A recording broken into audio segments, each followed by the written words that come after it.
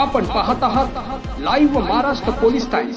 सोलापूर ग्रामीण पोलीस अधीक्षक कार्यालय स्थानिक अर्थ गुन्हे शाखेत नवनियुक्त पोलीस निरीक्षक संजय जगताप यांची भेट घेऊन लाईव्ह महाराष्ट्र पोलीस टाइम्सचे संपादक सौरभ माने यांनी पुष्पगुच्छ देऊन त्यांना पुढील कार्यासाठी शुभेच्छा दिल्या।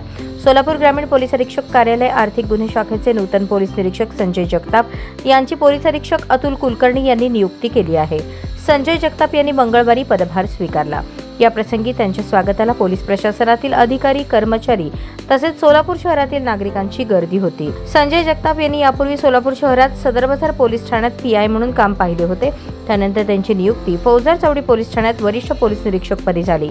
या ठिकाणी काम केल्यानंतर त्यांनी शहर पोलीस आयुक्तालयात गुन्हे शाखेच्या पोलीस निरीक्षक पदावर अनेक वर्ष काम केले। नंतर मात्र त्यांची पुणे ग्रामीणला बदली झाली होती।